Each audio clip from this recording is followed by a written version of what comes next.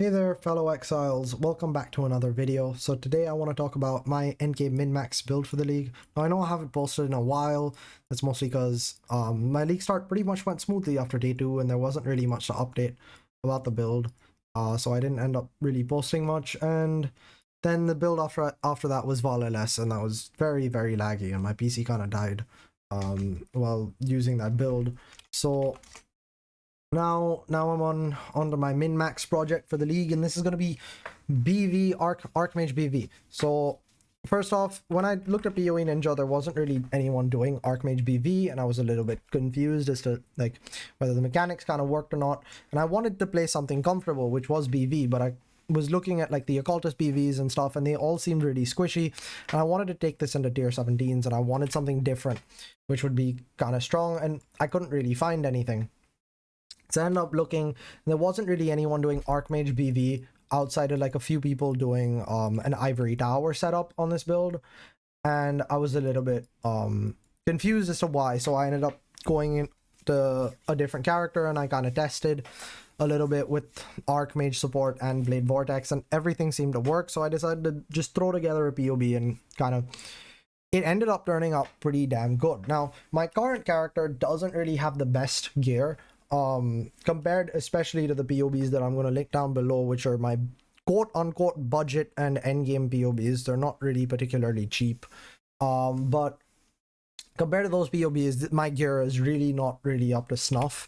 It's pretty bad, but even in its current state, this build is very strong, and I kind of just wanted to make this video so that I could get this build out there, because this build seems really freaking insane. I'm very happy with how it's turned out, even in its current state right now, with me barely having any of the gear that I wanted to go for.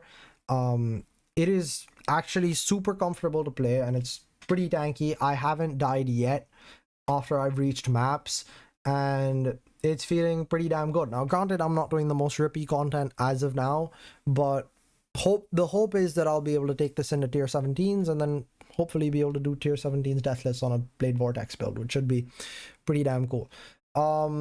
As for the end game for this build, there is a lot planned. I think right now I'm probably gauging by how the build feels, probably somewhere around 10 million DPS on BV. And the end game PoB for this build will reach well over like 70 million, probably higher. And so the goal with this build is just for me to push it to the moon. Now, unfortunately, at the moment, there's no real mirror ones for this build. There are a few mirror ones up that are similar to the ones that I want for this build, but unfortunately, there's not really anything up. So I'm probably going to have to craft my own one in maybe like over the course of the next 3 or 4 weeks as I try to push this character. Like right now, I don't even have Haunted Spirit enchants on either of my weapons, right? So once I get Tormented Spirits, for example, the feel of this build will go up significantly, because I'll also get 70% move speed. 70% move speed on BV is a lot. So I'm pretty damn excited. I'm going to leave the PoBs down in the descriptions. It should just be a really short video kind of explaining what my min-max project for the league is going to be. And yeah, that's about it. Now, getting into the build a little bit, pretty much I wanted something tanky, so I wanted to do something CI with Tempered by War and a Purity of Fire Sublime, and that ended up just kind of working out really well with what I wanted to do with BV, which was go Archmage, because I could end up going CI with Hyro for Archmage BV. And the really nice thing with going Hyro for Archmage BV is you also get a lot of AoE scaling, so it kind of works out really well. And the big win for going CI scaling on Archmage is that you get to use Doriani, because you can convert 100% of your damage taken. So you end up being Archmage build that gives enemies minus res, which is super comfy, and I'm 90% sure this is why I'm able to pump so much damage into this build.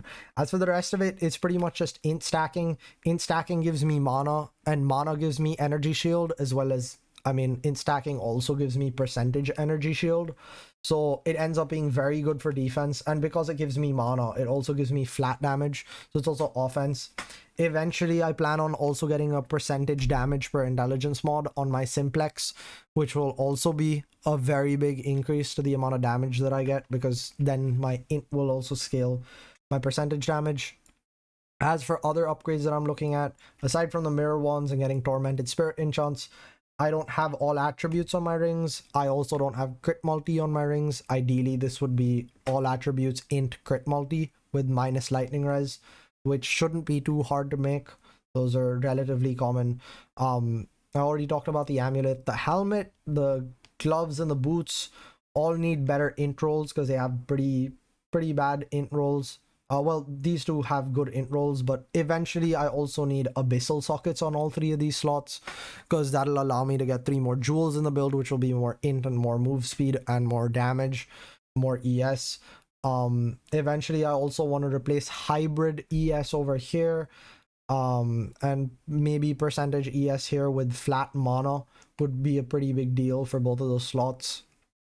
Once I can get mirror ones with explode, I'll drop Oriat's End and go for like I'll end up going for a, I forget what it's called, the consecrated ground flask, the bottled faith. That's the one. I will end up going for a bottled faith endgame. I think I also really desperately need an energy shield light of meaning. Currently I'm using an all attributes light of meaning just because this is cheap, but eventually this needs to be an energy shield one, and that'll probably give me another like 1.5k ES. And of course, probably the biggest upgrade that's still pending is my large clusters are absolutely terrible. This one I got very lucky on by slamming max ES, but this one is really bad. It's literally only 2 mods, so I really desperately also need to upgrade my large clusters. And then of course I'm only level 94 right now because I only made this character today.